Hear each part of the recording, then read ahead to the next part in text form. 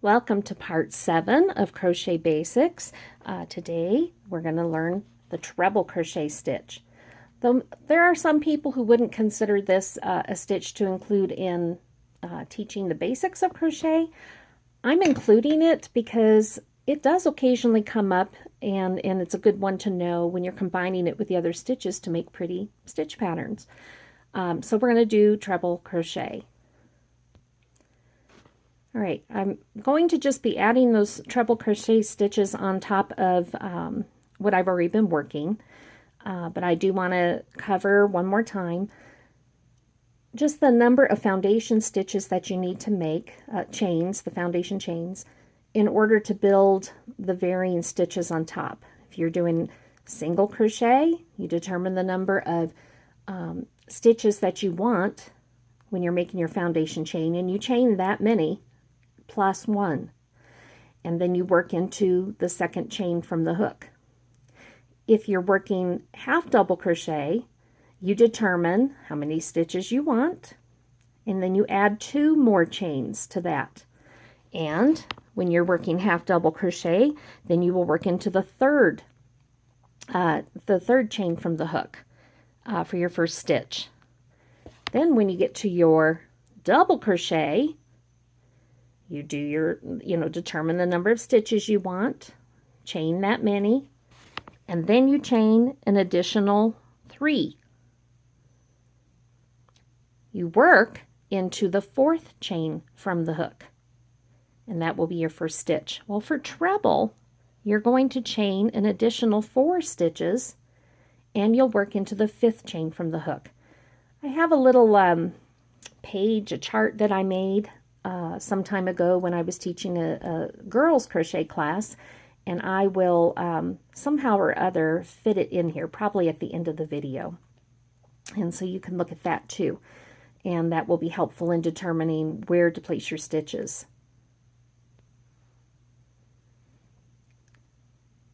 Alrighty, let's go ahead and begin our turning chain. Let's pretend you're already at this point. Turning chain, we are going to not just chain 1. That's what we would do for a single crochet if we're working in that stitch.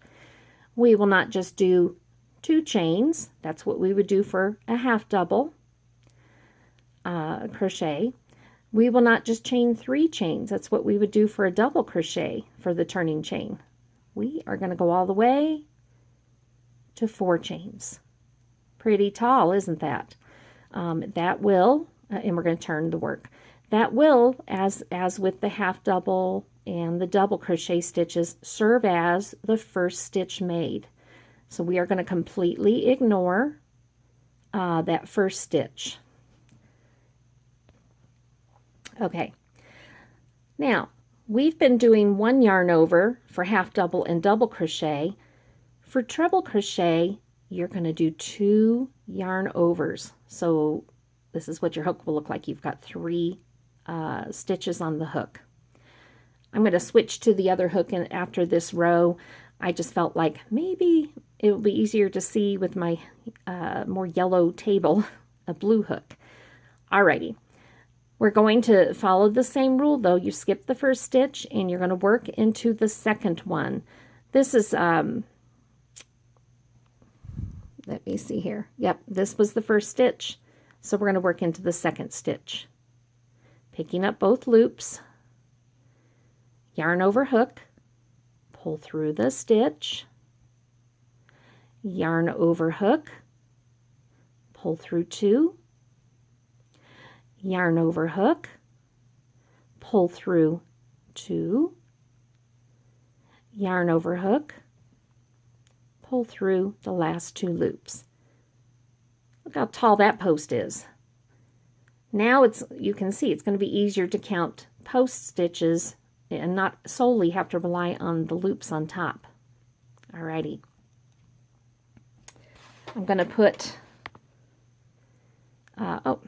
we'll just put this one in and take that other stitch marker out. Alright.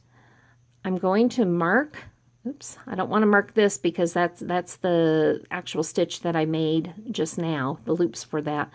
I want to mark the top loop of that turning chain. There we go. I'll just take this one out. Alrighty. So here we go. Yarn over once, yarn over twice, insert into the next stitch. Both loops, of course, picked up. Yarn over hook and pull up. Yarn over through two, yarn over through two, yarn over through the last two. Okay? Yarn over, insert hook, yarn over through one, yarn over through two, yarn over through two, yarn over through two. Let's do that again. Yarn over, insert hook, yarn over through the stitch, through one, yarn over through two, yarn over through two, yarn over through two. Alrighty. And let's continue on down the row. 2 yarn overs, insert hook, yarn over through one, yarn over through two, yarn over through two, and then yarn over through two. And let's keep that up to the end of the row.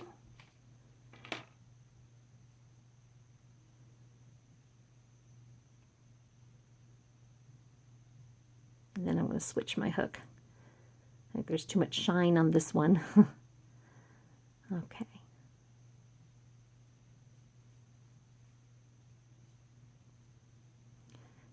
You can see that by using this stitch, you can work up any amount of fabric here, a scarf, a blanket, whatever, rather quickly.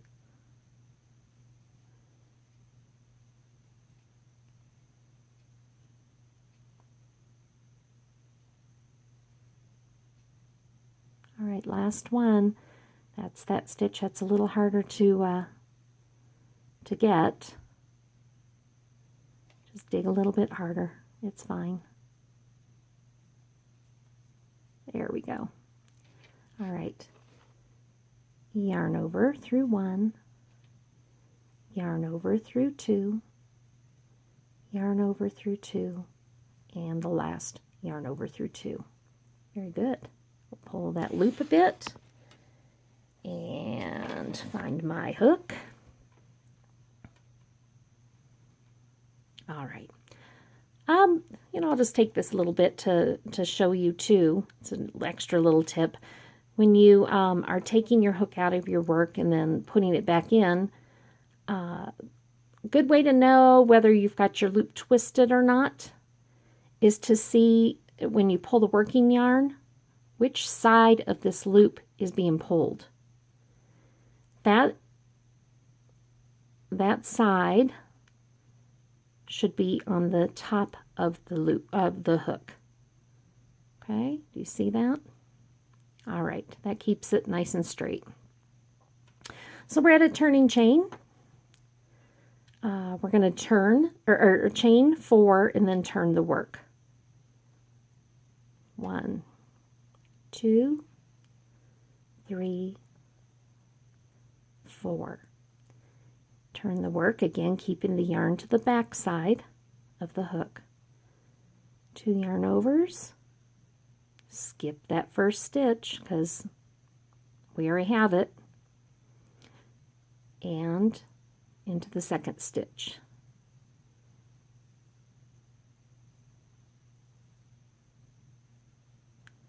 And while I'm here, I'm going to take this opportunity to move this marker up.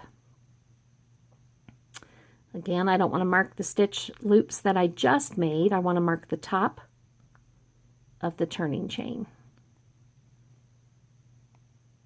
There we go. All right.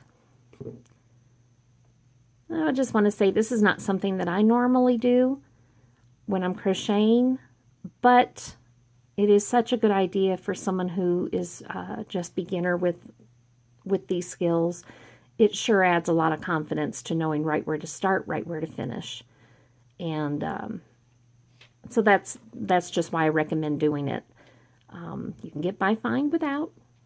And once confidence is built up, you probably will go without doing that extra step. It's okay.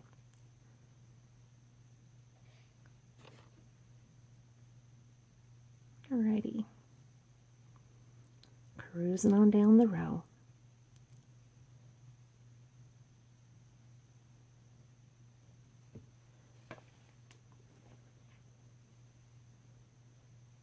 You go through your yarn a little quicker with a stitch like this, so I'll be pulling it more often.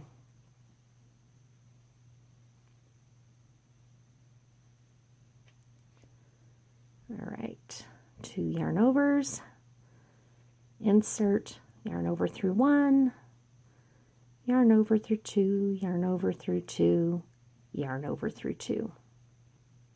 Okay.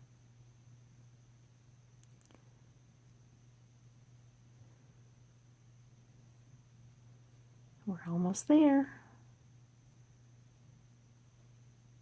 Slow it down just a little bit here if there's still any confusion. All right, now I'm at the end of my row, or am I? I have this marked stitch. Even though it looks like I've done my last stitch, I have one more to go. One more. So I'm going to go ahead and kind of lift that stitch to give me access to that loop. There we go.